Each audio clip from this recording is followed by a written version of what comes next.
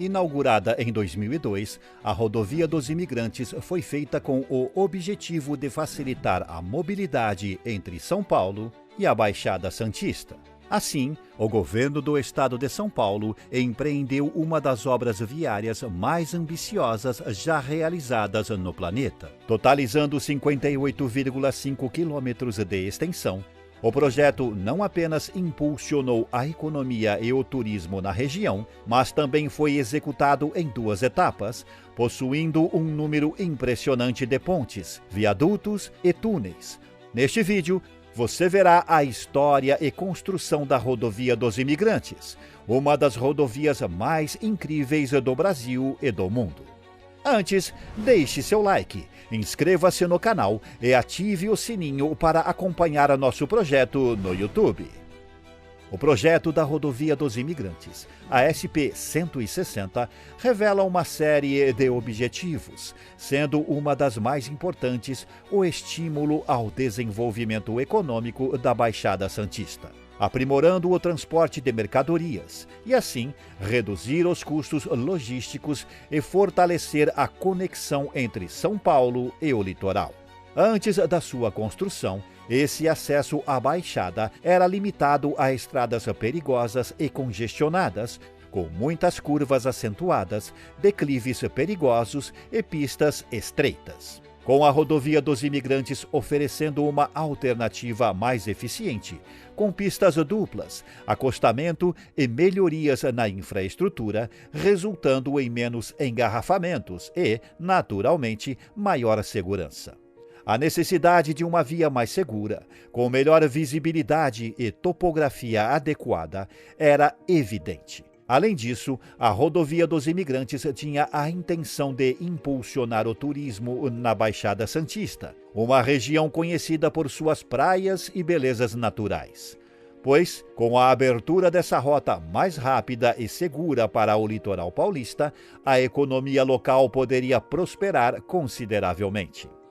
Esses benefícios tornaram a Rodovia dos Imigrantes um projeto de suma importância para o estado de São Paulo, o que se refletiu nos enormes esforços empregados para tornar o projeto uma realidade.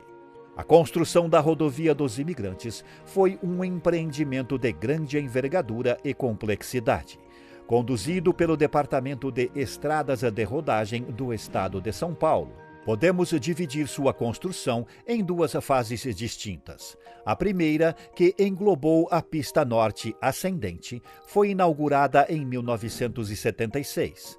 A segunda fase, envolvendo a pista sul descendente, começou a operar em 2002. O processo de construção da pista norte, que teve início em 1974, enfrentou diversos desafios. Inicialmente, os engenheiros se depararam com problemas relacionados ao projeto original, que previa 3 pistas paralelas. Mas deslizamentos de terra devido à proximidade das encostas exigiram ajustes no projeto. Todavia, devido às limitações orçamentárias, o governo paulista optou por deixar de lado os projetos da pista reversível e da pista descendente.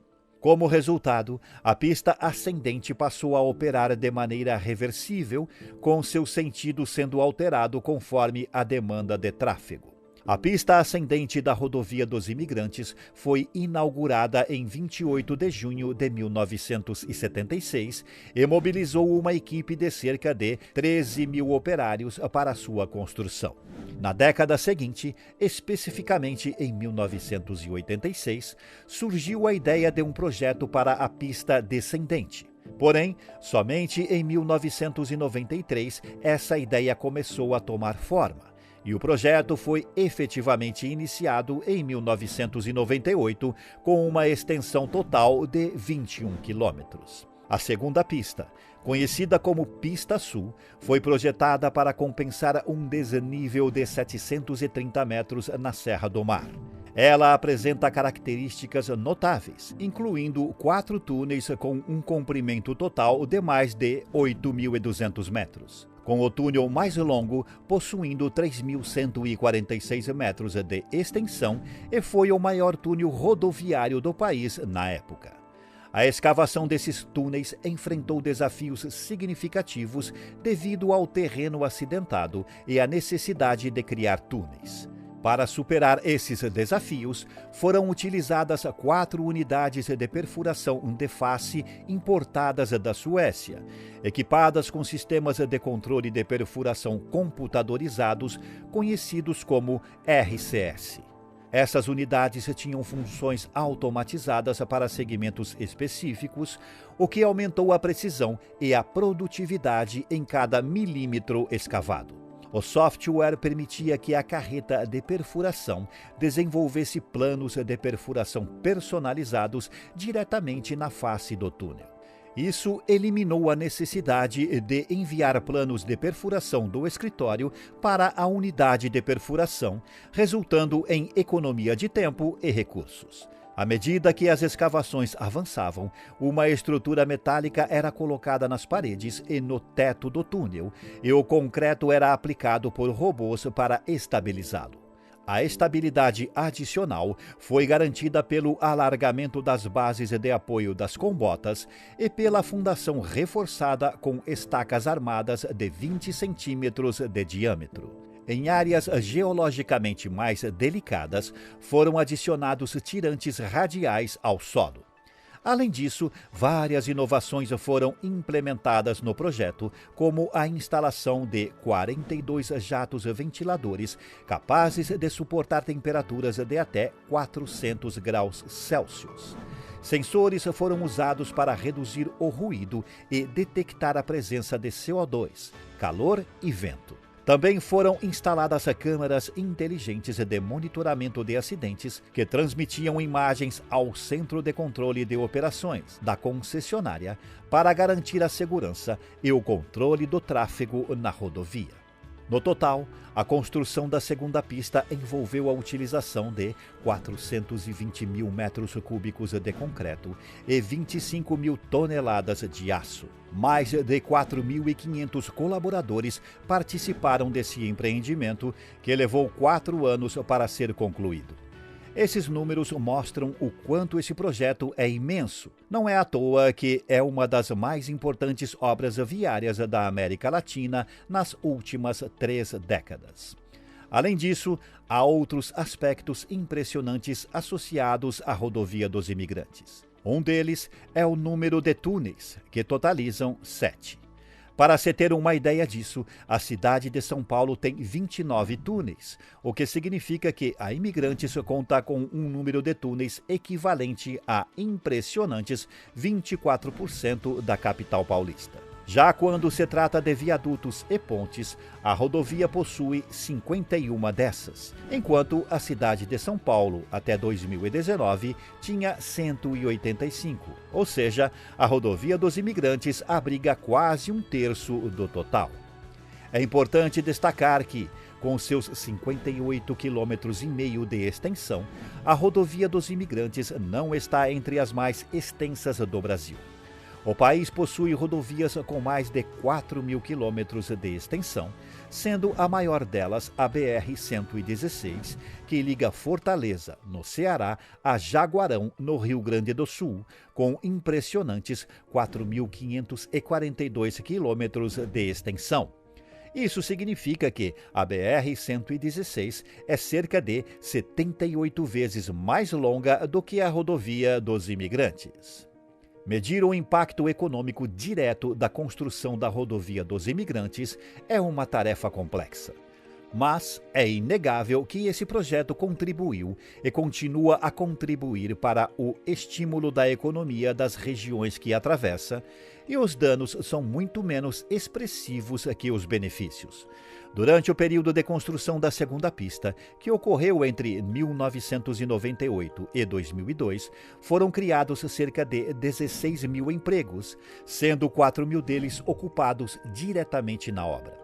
É relevante destacar que a implementação da segunda pista teve um impacto significativo na capacidade de veículos que a rodovia podia acomodar. Assim, a capacidade passou de 8.500 veículos por hora para 14 mil veículos por hora. Nos primeiros 20 anos de operação da Pista Sul, mais de 205 milhões de veículos transitaram pela rodovia. Para se ter uma ideia, durante a transição da última semana de 2020 para a primeira de 2021, entre 28 de dezembro e 3 de janeiro, foram registrados aproximadamente 640 mil veículos nos trechos norte e sul, conforme dados da concessionária Ecovias. Isso representa cerca de 0,56% da frota nacional de veículos, um a cada 180.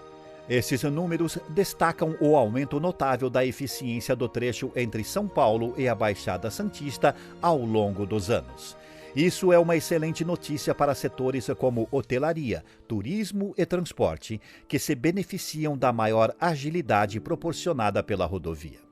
Todavia, em termos ambientais, é importante notar que o impacto da rodovia dos imigrantes também evoluiu à medida que as preocupações ambientais cresceram nas últimas décadas.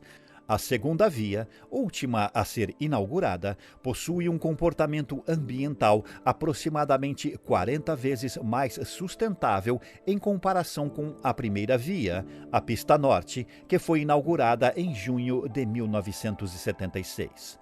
Um dos grandes feitos que contribuíram para esse sucesso foi o engenhoso design dos pilares dos viadutos, que foram posicionados a uma distância de 90 metros entre si, o dobro da distância inicialmente prevista. Essa abordagem não apenas teve impacto positivo no transporte entre São Paulo e a Baixada Santista, mas também demonstrou uma notável adaptação à topografia desafiadora da região, assim minimizando o impacto ambiental ao evitar a necessidade de uma quantidade enorme de terraplanagem e intervenções no terreno. Quanto ao futuro da rodovia dos imigrantes, apesar da complexidade para fazer essas estimativas, acredita-se que, considerando um cenário de continuidade sem mudanças drásticas, a rodovia deve permanecer como uma conexão de extrema importância no estado de São Paulo, assim como é hoje. Vale destacar que, em maio de 2021, o governo paulista e a concessionária Eco Rodovias chegaram a um acordo que estendeu a concessão do sistema Anchieta Imigrantes até o ano de 2033, a partir de 2024. Como parte desse acordo, a Eco Rodovias se comprometeu a investir uma quantia substancial, nada menos que 1,55 bilhão de reais, ao longo desse período. Esses investimentos serão destinados não apenas à conservação das rodovias, mas também a projetos de melhoria que abrangem uma ampla gama de áreas.